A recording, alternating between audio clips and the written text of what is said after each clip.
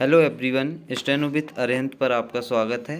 यह डिक्टेशन 100 शब्द प्रति मिनट की गति से आनंद मासिक पत्रिका से होगी। जिसका पीडीएफ प्राप्त करना चाहते हैं तो आप हमारे टेलीग्राम ग्रुप को ज्वाइन कर सकते हैं। डिक्टेशन 5 सेकंड बाद। महोदय, इस प्रकार कन्यादान करते समय उस कन्या के साथ आदिकाल में धन दिया जाने लगा होगा, जो आगे चलकर दहेज कहलाया, तो वह इतना कड़ा बन गया कि उसके बगैर विवाह ही संभव नहीं होता।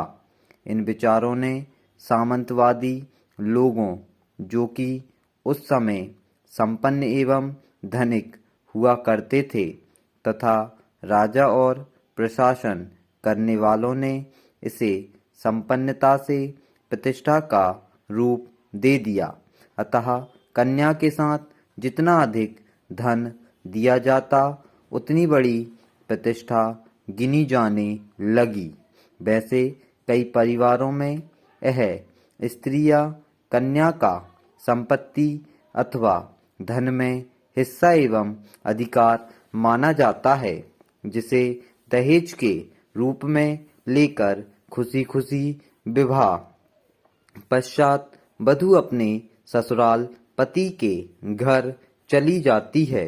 अतः कुछ परिवार स्त्री कन्या के हिस्से को देना अपना धर्म समझते थे तथा उद्ग्रहण हो जाते थे, क्योंकि ऐसी भी मान्यताएं रही हैं कि स्त्री धन कन्या धन के ऋण को नहीं चुकाने वाला स्वर्ग नहीं पाता था। ये सभी मान्यताएं आज भी विद्यमान हैं तथा कई कन्या के पिता उसके पति के घर में अन्य तक ग्रहण नहीं करते हैं। इस प्रकार दहेज प्रथा पुरातन काल से चली आ रही है, परंतु आजकल के समय में यह देखने में आ रहा है कि इसका रूप बिगड़ गया है तथा सौदेबाजी एवं व्यवसाय का रूप धारण कर लिया है, जिसकी वजह से कहा जाने लगा है कि दूल्हा बिकता है। समस्त पृष्ठभूमि, आधार एवं इतिहास को देखते हुए दहेज के निम्नलिखित कारण ही देखने को मिलते हैं कि सर्वप्रथम यह कन्यादान के समय दिया जाने वाला धन रहा है। यह पिता की संपत्ति में पुत्रों के साथ साथ कन्या का हिस्सा रहा है। तीसरा, परिवार निर्माण करने एवं विवाह के बाद उस कन्या का जीवन घर बसाने हेतु दिया जाने वाला सहयोग, जो कि उसके परिजनों द्वारा नए जीवन के प्रारंभ करने के अवसर पर दिया जाता है। इसलिए हम देखते हैं कि आज भी वर वधू को एक घर बसाने की सभी आवश्यक वस्तुएं प्रदान करते हैं। चौथा, इसे संपन्न एवं राजशाही वर्ग से संपन्नता एवं प्रतिष्ठा स्वरूप दिया जाने वाला धन बना दिया। इन सभी कारणों से दहेज ने समय के साथ साथ परिवर्तित होते होते कुप्रथा एवं कुरीति का रूप ले लिया। दहेज को विवाह में आवश्यक बंधन नहीं माना जाना चाहिए। युवकों को स्वयं सक्षम होना चाहिए। महोदय, भारतीय समाज में स्त्रियों की स्थिति काफी उच्च रही है।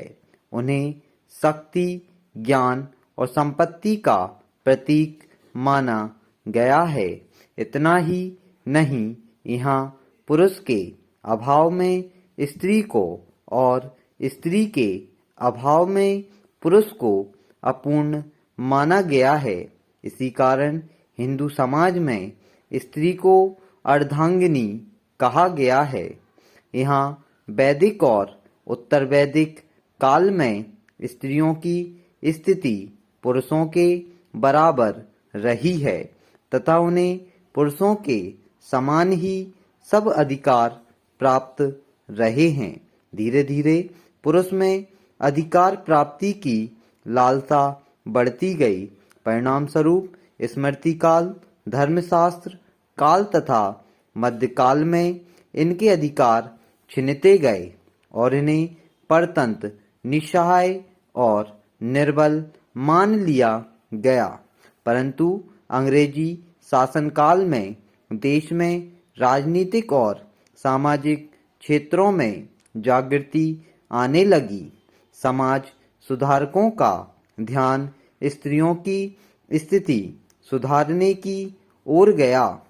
भारतीय चिंतक, मनीषी, समाज सुधारक सदैव इस बात के प्रति जागरूक रहे हैं कि नारी ही शक्ति का साकार रूप है। वही पुरुष को सहारा देती है और परिवार के माध्यम से नवीन संतानों को भविष्य में विभिन्न दायित्वों को निभाने के योग्य बनाती है। वही परिवार की आधारशिला है और समाज तथा देश की प्रगति बहुत कुछ उसी के सद्प्रयत्नों पर निर्भर करती है। जहाँ तक हिंदू समाज का प्रश्न है, यह कहा जा सकता है कि वहाँ आदर्श रूप में विशेषता मध्यकाल में उनकी स्थिति अवश्य दयनीय हो गई थी। वर्तमान में उन्हें सामाजिक, आर्थिक एवं राजनीतिक क्षेत्र में पुरुषों के समान अधिकार प्राप्त हैं। स्त्रियों ने कई क्षेत्रों में आश्चर्यजनक कार्य करके यह प्रमाणित कर दिया है कि उनमें पुरुषों की तुलना में कोई भी क्षमता कम नहीं होती है। वर्तमान में स्त्री शिक्षा का प्रसार हुआ है। कई स्त्रियां औद्योगिक संस्थाओं और विभिन्न क्षेत्रों में नौकरी करने लगी हैं।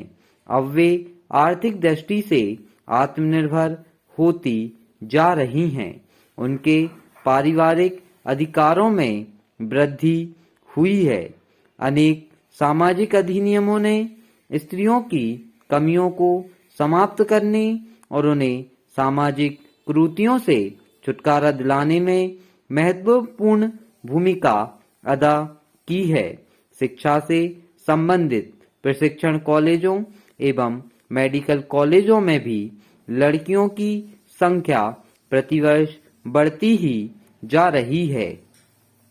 स्त्री शिक्षा के व्यापक प्रसार ने स्त्रियों को अपने व्यक्तित्व के संपूर्ण विकास के समुचित अवसर प्रदान किए हैं। उन्हें रूढ़िवादी विचारों से काफी सीमा तक मुक्त किया गया, पर्दा प्रथा को कम किया है।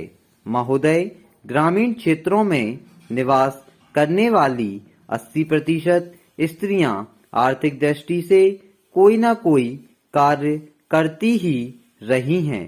साधारणतः मध्यम और उच्च वर्ग की स्त्रियों द्वारा आर्थिक दृष्टि से कोई काम करना बुरा समझा जाता रहा है, लेकिन औद्योगिक एवं आधुनिकीकरण ने स्त्रियों की आर्थिक निर्भरता तो कम करने और उनकी स्थिति को उन्नत करने में महत्वपूर्ण भूमिका निभाई है। आज अपनी आजीविका स्वयं चलाने वाली स्त्रियों की स्थिति उन स्त्रियों की तुलना में निश्चित रूप से उच्च है जो घर की चारदीवारी में घरेलू कामकाज में ही लगी हुई हैं। जब स्वतंत्रता प्राप्त की गई तब भारत के राजनीतिक और सामाजिक जीवन में स्त्रियों ने जो स्थान प्राप्त किया है उसे देखकर बाहरी दुनिया आश्चर्य में पड़ गई, क्योंकि वह तो यह सोचने की अभ्यस्त थी कि हिंदू स्त्रियां पिछड़ी हुई हैं, अशिक्षित और प्रतिक्रियावादी सामाजिक व्यवस्था में जकड़ी हुई है।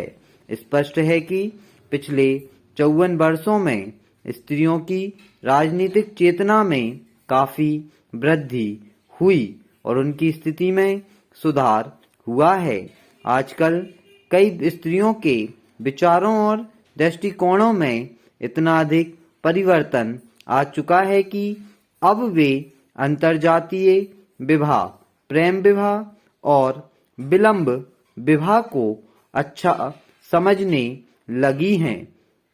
स्टॉप। यदि आपको डिक्टेशन पसंद आती है तो वीडियो को लाइक करें, चैनल को सब्सक्राइब करें और वीडियो को ज़्यादा से ज़्यादा शेयर करें। Thank you.